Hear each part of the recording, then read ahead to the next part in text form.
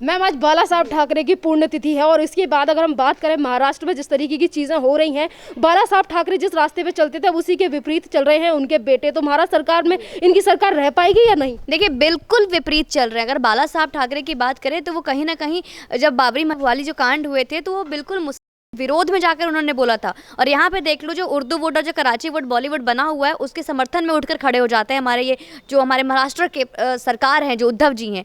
तो उद्धव जी का जो आजकल जो मनमानी चल रही है, जो तानाशाही चल रही है, मैं इसको मनमानी तानाशाही मानती थी लेकिन मैं अब इसको मनमानी मानती ही नहीं हूँ, तानाशाही मानती ही नहीं हूँ, क्योंकि मेरे लिए अब ये एक बचकानी हरकत है। मैं और भारत की जनता जो कह रही है वो पूरी भारत की जनता अब इसी तरीके से देख रही है, क्योंकि उनकी जो भी हरकत है, उनके जो उठाए हुए जो भी कदम है, जो स्टेप है, वो कहीं ना कहीं बहुत बचकानी लगती है, बहुत ही नवसिखिया लगती है। क्योंकि एक ऐसा हरकत, चाहे वो आप रिपब्लिक का आप देख लो, आप यहाँ पे देखो कितनी बड़ी बड़ी चीज़ें खुलकर आई है। क्या तो उनको किसी राजनीति के बारे में कोई जानकारी ही नहीं है? क्योंकि एक सवाल बहुत पहले भी आज देखा गया तो अर्नब गोस्वामी ने बहुत पहले पूछा था कि क्या आपको सत्ता का शौक है या सत्ता आपके ऊपर थोपा गया है? तो उन्होंने बोला था दोनों ही है। तो जो मुख्यमंत्री एक शौकिया मुख्यमंत्री बन जाए उससे हम क्या उम्मीद कर सकते हैं? तो उन्होंने खुद बोला था कि मुझे कोई इसका नॉलेज नहीं है, मुझे एक शौक है। तो अब उनके नई नई चीज़ें आ रही है। अभी आप देख लो अन्वय नायक के परिवार के साथ जो उनका संपर्क आया है, अभी सब जगह उनका एक जो सबसे बड़ा उनका मैं कहूँ राइट हैंड कहूँ, लेफ्ट हैंड कहूँ, या उनका सबसे बड़ा दुश्मन कहूँ, एक या उनका सबसे बड़ा चाटुकार कहूँ, या उनके लिए मैं एक ऐसा संजय कहूँ जो एक महाराष्ट्र महाभारत में एक संजय था जो धृतराष्ट्र ने आंखों में पट्टी बांध ली थी तो संजय एक एक चीज़ें एक्सप्लेन करता था। तो वही संजय बना हुआ है इनका धृतराष्ट्र का एक संजय राउत। तो ये राउत जी का भी नया स्टेटमेंट आता है अन्वय नायक के लिए। आपने जो स्टेटमेंट सुना होगा कि अन्वय नायक की पत्नी बहुत दुखी होके बोलती हैं। और आपने एक मूवी आई थी बहुत पहले हम लोगों ने देखी थी कटरीना कैफ की, जिसमें कि ये राजनीति मूवी थी। राजनीति में मूवी में ना कटरीना कैफ बहुत अच्छे से स्टेज पे आके डायलॉग मारती है कि देखो मेरे हाथ के तो भी मेहंदी भी नहीं सूखे, मेरे मांग का सिंदूर पोंछ दिया गया, ये होती है राजनीति, आज मैं ऐसा हूँ वैसा ही हूँ। मतलब बहुत ज़्यादा उन्होंने डायलॉग मारा था।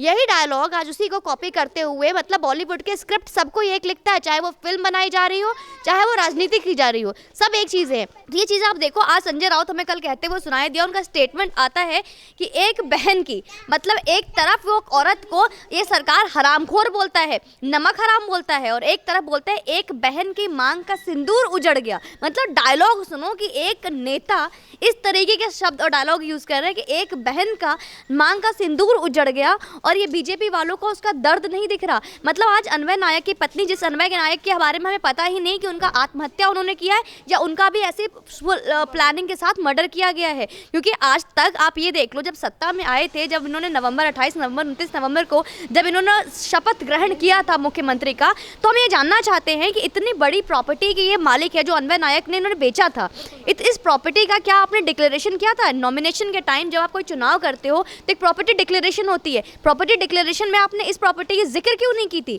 लेकिन आज वो अन्वय नायक की पत्नी के ऊपर इनको बहुत दया आता है और इस तरीके से दिखा रहे हैं संजय राउत कि पूरे विश्व में, भारत में ही नहीं पूरे विश्व में अगर किसी के साथ नाइंसाफी हुई है तो एक अन्वय नायक की पत्नी है। वो अन्वय नायक की पत्नी जो रंग बिरंगे कपड़े में पूरे लिपस्टिक और मेकअप में जाकर शरद पवार के घर जाके घूमती हैं, साथ में लंच डिनर करती हैं, दुबई पब में और डिस्क में जाके शराब पीती हैं अपनी बेटी के साथ। वो बेचारी हो गई, वो विधवा हो गई, उनके मांग के सिंदूर उजड़ गई। और चाहते हैं कि बीजेपी के सब लोग, भारत की हम सब जनता सुशांत की मौत भूल जाए, दिशा साल्यान की मौत भूल जाए, जिया खान के साथ क्या हुआ भूल जाए, और अब तक क्या हो रहा है वो सब हम भूल जाएं, सिर्फ और सिर्फ आवाज़ उठाएं तो अन्वय नायक की पत्नी के लिए।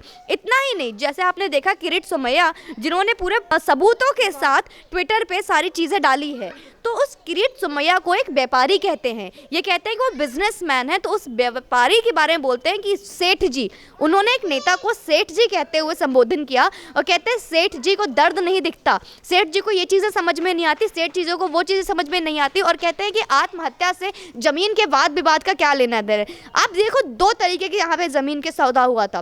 पहला एक अन्वय नायक के परिवार के साथ हुआ था लगभग 2 करोड़ का, जिसके बारे में हमें पता नहीं। और जैसे ये चीज़ें तो क्लियर होती है कि अन्वय नायक का उद्धव जी और उद्धव जी की पत्नी रश्मि ठाकरे के साथ बहुत पुराने संबंध है, उनके घर से बहुत पुराने संबंध है। मतलब ये पूरी सोची समझी साजिश है जो इतने सालों के बाद आज इस्तेमाल किया जा रहा है रिपब्लिक के खिलाफ और भारत की जनता को बेवकूफ़ बनाने के लिए। दूसरी एक प्रॉपर्टी और आई थी उस टाइम जब मुख्यमंत्री बने भी नहीं थे, हमारे उद्धव ठाकरे जी नहीं थे उस टाइम, हम उद्धव ठाकरे बोलते थे और जी ना बोलने पर हमें जेल में नहीं डाला जाता था, एक खौफ नहीं था।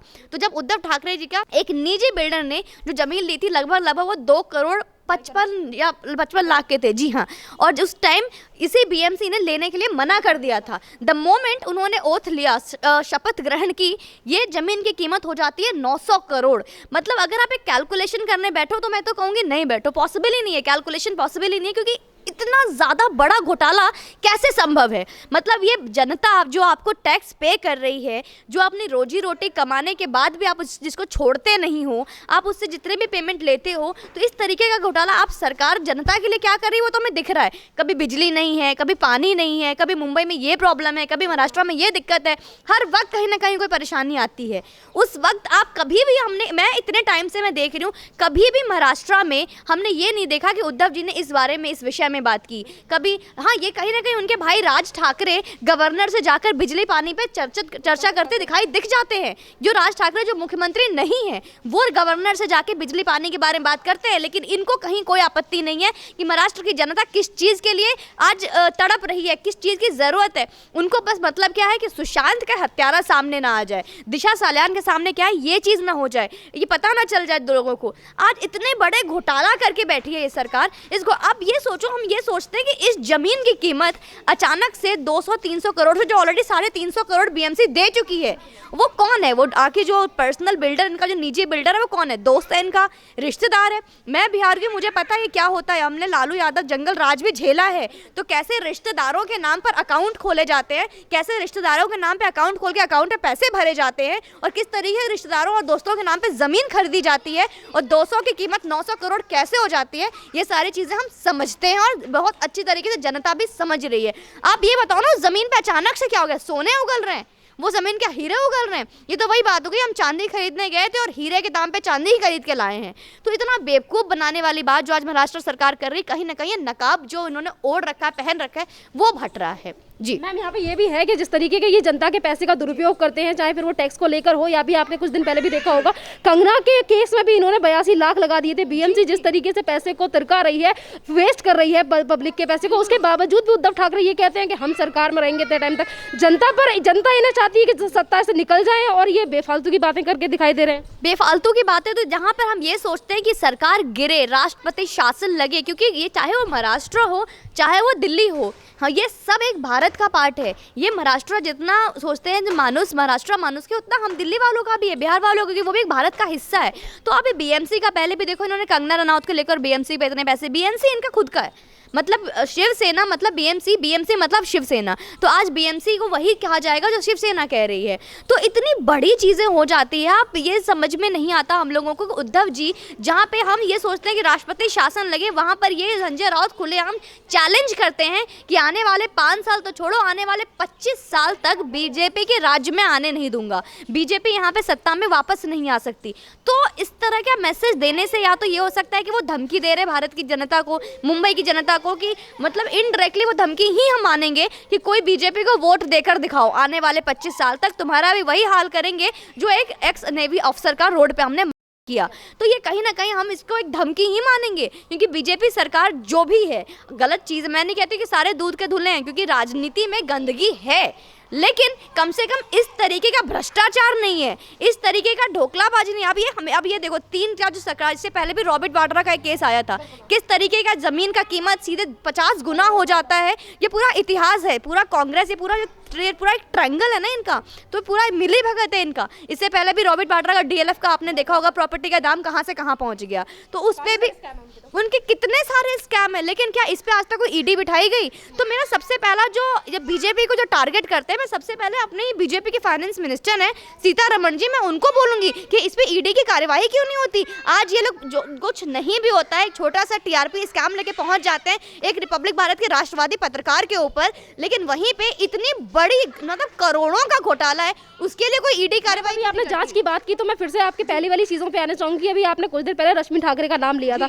लोगों की तरफ से जिस तरीके की मांग उठ रही है, तो ये भी होना चाहिए कि रश्मि ठाकरे का जिस तरीके से अन्वय नायक के साथ संबंध जोड़े जा रहे हैं और चीज़ें निकल कर सामने सामने आ रही हैं, तो कहीं ना कहीं पर रश्मि ठाकरे के अकाउंट की डिटेल की जांच भी होनी चाहिए। बिल्कुल, डिटेल सिर्फ ईडी की जांच नहीं होनी चाहिए, यहाँ पे ईडी सीबीआई सबकी जांच होनी चाहिए। कि अनबय नायक के पूरे केस में सीबीआई जांच होनी चाहिए, पूरी ईडी की जांच होनी चाहिए, क्योंकि उस वक्त तो बात सीबीआई की थी, लेकिन अब ईडी की भी जांच होनी चाहिए, क्योंकि ईडी की जांच तो हर तरह से बनती है, चाहे वो रश्मि ठाकरे के जमीन का मुद्दा हो, क्योंकि ये प्रॉपर्टी की इतनी बड़ी जो चीज़ है, और ये प्रॉपर्टी की जांच सिर्फ और सिर्फ रश्मि ठाकरे की नहीं, अनबय नायक की पत्नी का भी होना चाहिए। कि अनबय नायक की पत्नी का जो पेमेंट अभी तक जो दुबई टूर चलता है उनका, जो अलग अलग जगह पे जो घूमती हैं, इन सब कहाँ से ये आते हैं? शरद पवार जी फाइनेंस करते हैं, या 900 करोड़ का जो घोटाला होता है उसी में कोई कंट्रीब्यूशन है? तो इस तरीके का चीज़ें हम भारत की जनता को जानने का, हमें जानना है, हमारा जानने का हक है कि एक सत्ता पे बैठा हुआ इंसान इस तरीके की मनमानी करता है, हमारे पैसे का दुरुपयोग किया जा रहा है, जो पैसे स्टेट में लगने चाहिए, जो पैसे राज्य पे लगने चाहिए, वो राज्य पे ना लग के अपने जेब